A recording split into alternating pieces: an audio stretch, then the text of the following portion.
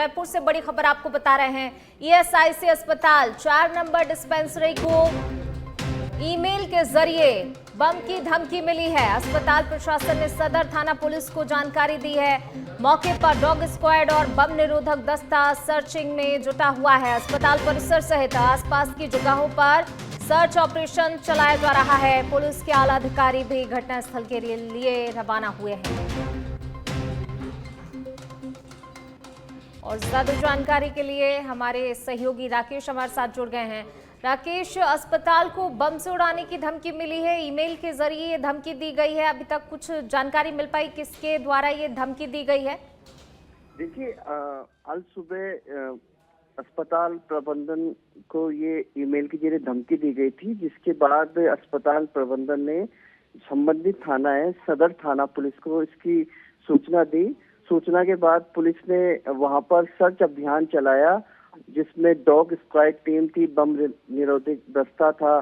सबने वहां पर अस्पताल परिसर में और जो आसपास का जो इलाका है वहां पर सर्च चलाया, लेकिन बम जैसी कोई संदिग्ध वस्तु टीम को नहीं मिली। बहरहाल वहां से जो टीम है वो वापस सर्च करके निकल चुकी है, क्योंकि प्रारंभिक जानकारी में सामने आया कि जो ईमेल भेजी गई है वो झूठी निकली है कि बम रखने की जो इत्तला थी वो वहां पर ऐसी कोई चीज नहीं मिली है। क्योंकि अब जो अस्पताल प्रबंधन है इस पूरे मामले को लेकर एफआईआर दर्ज कराएगा, जिसके बाद जांच की जाएगी कि जो ईमेल भेजी गई है वो कहां से भेजी गई है, उसका आईपी एड्रेस तलाशा जाएगा। क्योंकि पूरे मामले को लेकर Jaipur police commissioner Biju Jat Joseph नजर बनाए हुए हैं। जी बिल्कुल राकेश, देखिए सर्चिंग में जुटा हुआ है, हालांकि बम निरोधक दस्ता, पूरी जांच भी कर ली गई है। इसके बाद भी और क्या अधिक सतर्कता बरती जा रही अभी भी?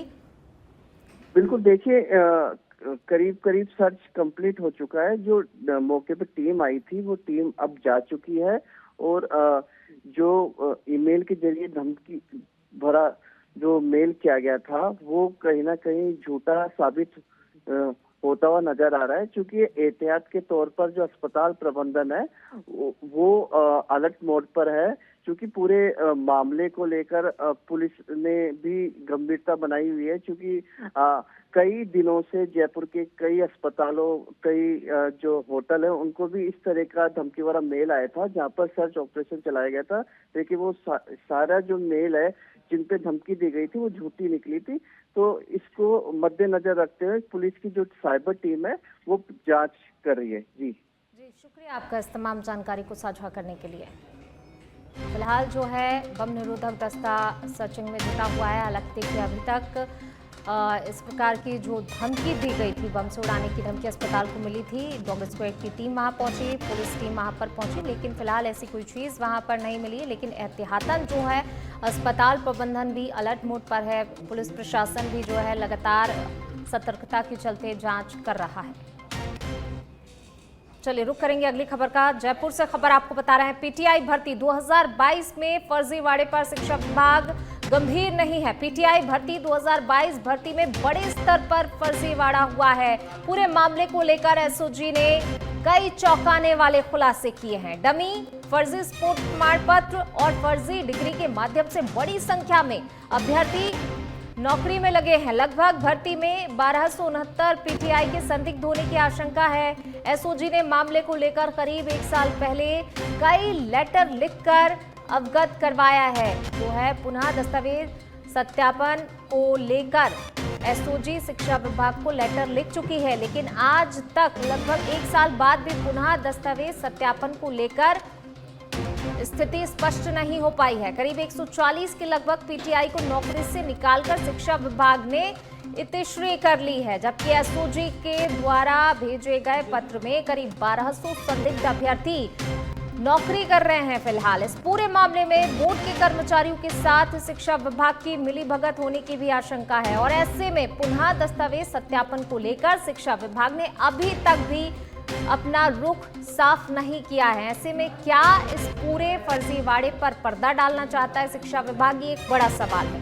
क्योंकि देखिए शिकायत हो चुकी है, तमाम सबूत भी कहीं ना कहीं सामने हैं, और ज्यादा जानकारी के साथ हमारे सहयोगी कुणाल हमारे साथ जुड़ रहे हैं। कुणाल, देखिए पीटीआई में बड़े स्तर पर फर्जीवाड़ा साफ तौर पर नजर आ रहा है, क्योंकि जिस तरीके से सामने सबूत हैं, लेकिन फिर भी कुछ लोगों को निकालकर इतिश्री कर ली जाती है। कई शिकायतें हो चुकी, बार बार शिकायतें की गई, उसके बाद भी जो है कोई ठोस कदम नहीं उठाया जा रहा शिक्षा विभाग की तरफ से। साफ तौर पर इशारा करता है कि कहीं ना कहीं बड़े स्तर पर फर्जीवाड़ा है, जिसे दबाने की कोशिश की जा रही है शिक्षा विभाग की तरफ से।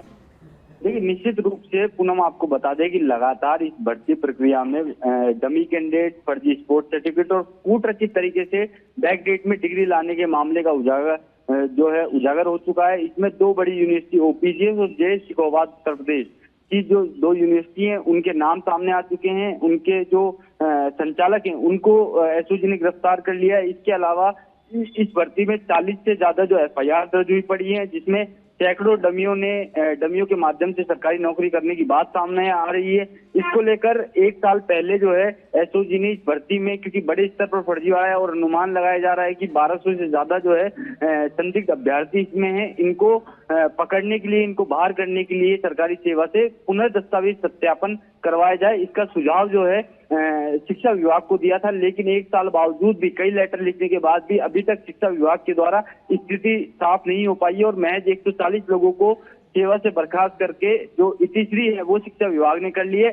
क्योंकि इस भर्ती में लगभग 1200 का आंकड़ा बताया जा रहा है। ऐसे में जो वंचित अभ्यर्थी थे, जिनको इस फर्जीवाड़े के कारण ज्वाइनिंग नहीं मिल पाई थी, ऐसे में वो लगातार मांग कर रहे हैं कि इस भर्ती में पुनर्दस्तावेज सत्यापन करके उनको न्याय मिले। जी बिल्कुल, देखिए इन अभ्यर्थियों की तरफ से जो वंचित रह गए कहीं ना कहीं, और इंतजार इनको भी होगा कि चलिए इस मामले की जांच हो, लेकिन अगर ऐसा कुछ नहीं होता है और इस पूरे फर्जीवाड़े का खुलासा नहीं होता है तो आगे क्या कुछ करने वाले, इस बारे में कोई अभ्यर्थियों से आपकी बात हो पाई है जो इस चीज से वंचित रह गए, नौकरी से वंचित रह गए? देखिए, जो वंचित पीटीआई हैं वो लगातार इस प्रयास में है। लगातार शिक्षा विभाग के जो विभाग है उनके द्वारा चक्कर काटे जा रहे हैं कि इस भर्ती में जो है पुनर्दस्तावेज सत्यापन हो। अधिकारियों द्वारा आश्वासन दिया जा रहा है इस पूरे मामले को लेकर।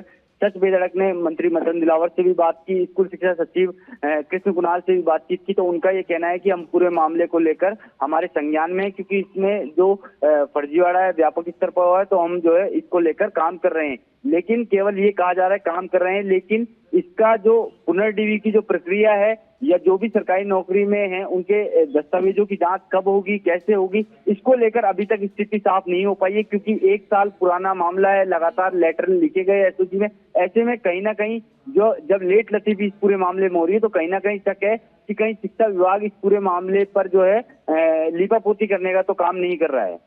बिल्कुल, शुक्रिया आपका कुणाल, इस तमाम जानकारी को साझा करने के लिए। तो देखिए, जिस तरीके से ये जांच की बात की जा रही है, तमाम सबूत हैं सामने, लेकिन उसके बाद भी कोई ठोस कार्रवाई अभी तक नहीं की गई और इसी को लेकर कहीं ना कहीं सवालिया निशान खड़े हो रहे हैं कि आखिरकार शिक्षा विभाग ये कैसी जांच कर रहा है। चलिए बढ़ेंगे आगे। गृह राज्य मंत्री जवाहर सिंह बैढ़म ने नेता प्रतिपक्ष टीकाराम जूली पर निशाना साधा है। उन्होंने कहा कि टीकाराम जूली सोशल मीडिया पर मुख्यमंत्री भजनलाल शर्मा से डिबेट करने की डींग हाँक रहे हैं। जूली जी शायद भूल रहे हैं कि उनके मंत्री रहते हुए कांग्रेस सरकार में हुए अपराधों में से 20% अपराध तो अलवर जिले में ही होते थे। कांग्रेस सरकार में जंगल राज था और कानून व्यवस्था भी चौपट थी। आज है, बैढ़म ने कहा कि अपनी सरकार में कुर्सी कुर्सी का खेल खेलने वाले कांग्रेस के लोग अब ट्वीट खेल रहे हैं।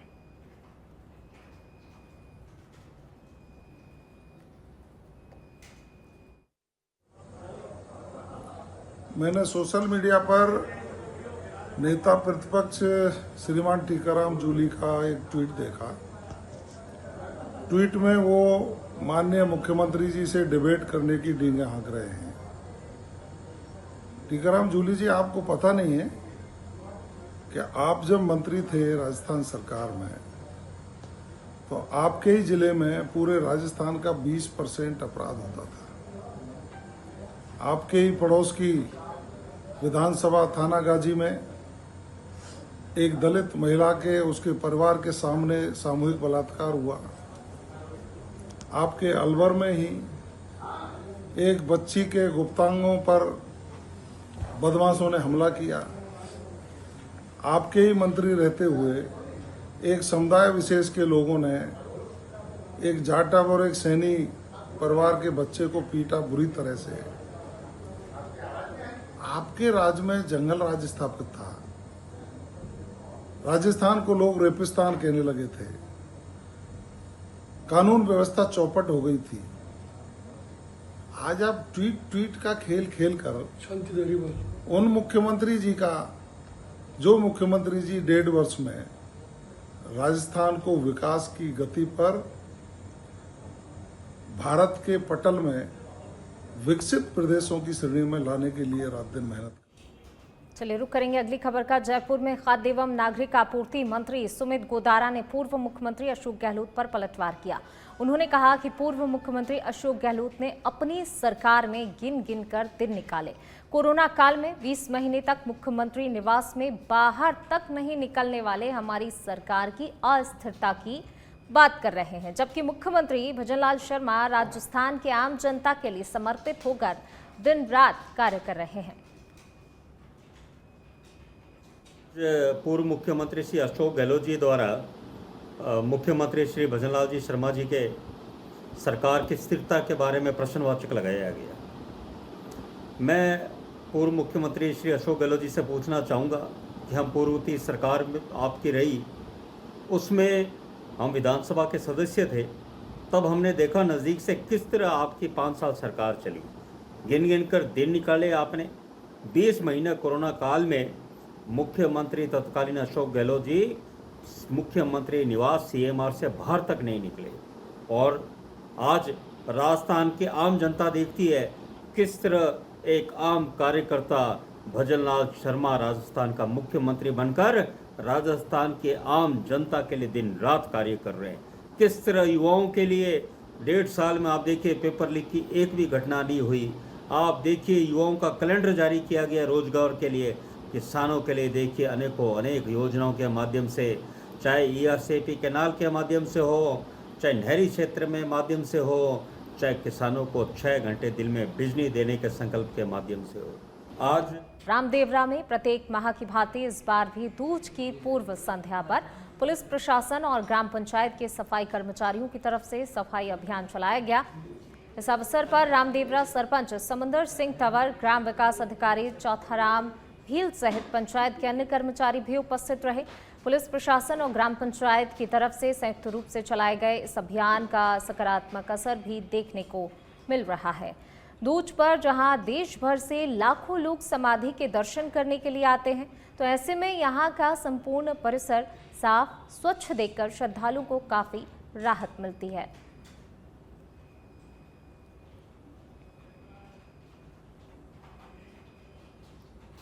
चलिए रुक करेंगे अगली खबर का। झुंझुनू से बड़ी खबर आपको बता रहे हैं। रेलवे ट्रैक के पास मिले 2 युवकों के शव, इलियास और सद्दाम के रूप में दोनों मृतकों की पहचान हुई है। पूरा की ढाणी अंडरपास के पास का ये मामला बताया जा रहा है। दोनों युवक बताए जा रहे हैं एक दूसरे के मित्र। सदर थाना पुलिस और CO सिटी मौके पर मौजूद है। रेलवे ट्रैक पर सनसनीखेज घटना से इलाके में हड़कंप मचा हुआ है। पूरा की ढाणी अंडरपास के पास का ये मामला। और अब खबर बालोतरा के बायतू से है, जहां प्रशासन की ओर से सेवन्याला से खीवालिया नाड़ा जाने वाली सड़क का निर्माण कार्य करवाया जा रहा है, जिसे लेकर ग्रामीणों ने ठेकेदार पर घटिया क्वालिटी का सड़क निर्माण कार्य करने का आरोप लगाया है। जिसके बाद भले ही मामला संज्ञान में आने के बाद PWD के अधिकारी मौके पर पहुंचे और सड़क निर्माण कार्य का निरीक्षण किया, लेकिन इसके बावजूद भी ठेकेदार में किसी प्रकार का भय देखने को नहीं मिल रहा है। निरीक्षण के बाद भले ही ठेकेदार ने रातों रात सड़क का निर्माण कर दिया, ग्रामीणों का आरोप है कि ठेकेदार ने बिना सड़क का लेवल किए और सही तरीके से कंक्रीट की लेयर डाले बिना मिट्टी के ऊपर ही डामरीकरण कर दिया गया। बताया जा रहा है कि PWD के अधिकारियों ने सड़क निर्माण से पहले ही ठेकेदार को भुगतान कर दिया है। जो सेवन्याला से खवालिया नाडा की तरफ जा रही है, इस रोड पर ठेकेदार द्वारा घटिया क्वालिटी का निर्माण किया जा रहा था। इसको लेकर हमने ग्रामीणों ने कल PWD के अधिकारियों और सस बेधड़क मीडिया को सड़क निर्माण का घटिया निर्माण का अवगत कराया। इसके बाद अधिकारी मौके पर आए, लेकिन अधिकारियों ने आकर खाना पूर्ति कर दिया और ठेकेदार द्वारा रातों रात बिना कुटाई के डामरीकरण करके घटिया निर्माण किया गया। हमारी मांग है कि ठेकेदार के खिलाफ कार्रवाई की जाए और सड़क को पुनः ठीक करवाया जाए। ये इस तरह का झुंझुनू के शहरी इलाकों में सामान्य चिकित्सा सुविधाओं का लाभ लेने के लिए अब मुख्य अस्पतालों तक नहीं जाना पड़ेगा। इसके लिए जिले में 8 नए शहरी आयुष्मान आरोग्य अस्पताल स्वीकृत किए गए हैं, जिसके बाद जिले में शहरी आयुष्मान आरोग्य मंदिर अस्पतालों की संख्या 22 हो जाएगी। सीएमएचओ डॉक्टर छोटेलाल गुर्जर ने बताया कि शहरी क्षेत्रों में जहां मुख्य सरकारी अस्पताल जैसे उप जिला अस्पताल और सीएचसी संचालित हैं, झुंझुनू जिले में 9 शहरी आयुष्मान आरोग्य मंदिर खोले जाने हैं। 9 आयुष्मान आरोग्य मंदिर में गुडा नगर पालिका कांड से अब 8 ही नए खोले जाएंगे। इसके अंदर सभी प्रकार की जो शहर के अंदर मुख्य हॉस्पिटल है, उसके अलावा जो उसका दूरगामी क्षेत्र है जहाँ पे बहुत ज़्यादा आबादी है, उस क्षेत्र को चिकित्सा सुविधा का लाभ मिले, इसके लिए नए केंद्र खोले जाने हैं। इसमें जो है बिल्डिंग्स हैं, लगभग हम बहुत सारों का काम हमने करा लिया है, बाकी का काम अभी कुछ जगह रिपेयरमेंट का काम बाकी है। जो इसमें मैन पावर की बात है। चलिए पढ़ेंगे आगे, बात करेंगे अब अलवर की। अलवर जिले के राजगढ़ थाना क्षेत्र में दहेज प्रताड़ना का सनसनीखेज मामला सामने आया है। यहां ससुराल पक्ष ने विवाहिता को दिल्ली मुंबई एक्सप्रेस वे पर चलती गाड़ी से फेंक दिया। गंभीर रूप से घायल महिला को सामान्य चिकित्सालय में भर्ती करा दिया गया है। पीड़िता की शादी सिर्फ 1 साल पहले ही हुई थी, लेकिन शादी के 1 महीने बाद ही पति ने दहेज में पैसों की मांग को लेकर मारपीट करना शुरू कर दिया। पीड़िता ने जब अपने भाई से 3 लाख रुपए दिलाए, पर ससुराल वालों की मांग बढ़ती गई। आपको बता दें कि मारपीट की वजह से 1 साल में हेमलता के 3 बार गर्भपात भी हो चुके हैं। फिलहाल पुलिस ने मामला दर्ज कर आगे की जांच शुरू कर दी है। मेरे पति ने सुबह कल गया ना, वहाँ से परसों से ही मेरे को पैसा मांग रहा है। पहले दे दिया इसको 3 लाख रुपए, शादी बाद ऑनलाइन डाले मैंने, और फिर भी बेल्टों से मारा। मेरे को पड़ोसी ने बचा लिया वहाँ तो। फिर दोपहर को इसके भाभी और इसकी बहन और माता पिता ये दोनों बुलाया। चलिए बढ़ेंगे आगे। झुंझुनू के सूरजगढ़ नगर पालिका प्रशासन की ओर से हाई कोर्ट के आदेश पर कस्बे में अतिक्रमण हटाओ अभियान शुरू किया गया है। अभियान प्रभारी शिवनंदन शर्मा ने बताया, अभियान के तहत कस्बे के मुख्य बाजार से अवैध अतिक्रमणों को हटाने की कार्रवाई शुरू की गई है। यह अभियान पूरे कस्बे में चलाया जाएगा।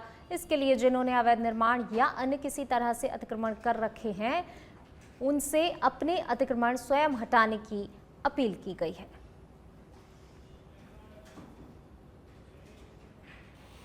कोटपुतली के बांसूर में गांव हाजीपुर स्थित ढाणी पापड़दा में अंतिम संस्कार के दौरान बड़ा हादसा हो गया। 1 दिन पूर्व करंट से मृत महिला रजनी के दाह संस्कार के समय चिता में स्प्रिट डालने से जोरदार धमाका हो गया, जिसमें 4 बच्चों सहित 6 लोग झुलस गए।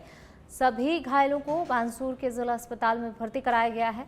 हादसे के बाद ग्रामीणों में अफरा तफरी मच गई।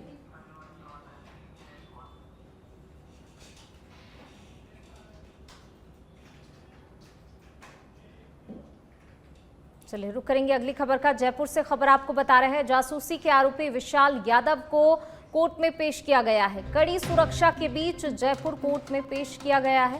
राजस्थान इंटेलिजेंस के अधिकारी आरोपी को लेकर कोर्ट पहुंचे हैं। जासूसी के आरोपी विशाल यादव को कोर्ट में पेश किया गया है। कड़ी सुरक्षा के बीच जयपुर कोर्ट में पेश किया गया है जासूसी के आरोपी को। राजस्थान इंटेलिजेंस के अधिकारी आरोपी को लेकर कोर्ट पहुंचे हैं। जयपुर कोर्ट में पेश किया गया है। जयपुर से बड़ी खबर आपको बता रहे हैं, जासूसी के आरोपी को कोर्ट में फिलहाल पेश किया गया है। राजस्थान इंटेलिजेंस के अधिकारी आरोपी विशाल को लेकर कोर्ट पहुंचे हैं। आरोपी विशाल यादव को कोर्ट में पेश किया गया है। कड़ी सुरक्षा के बीच आरोपी विशाल को कोर्ट में पेश किया गया है।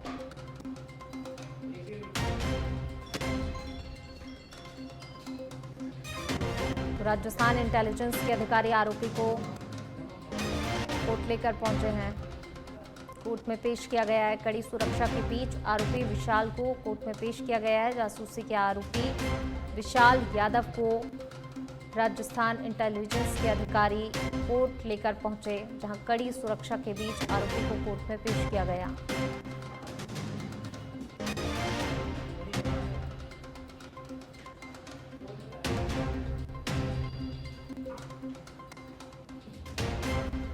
जयपुर से यह खबर आपको बता रहे हैं। आरोपी विशाल यादव को कोर्ट लेकर पहुंचे हैं राजस्थान इंटेलिजेंस के अधिकारी। कड़ी सुरक्षा के बीच कोर्ट में पेश किया गया है।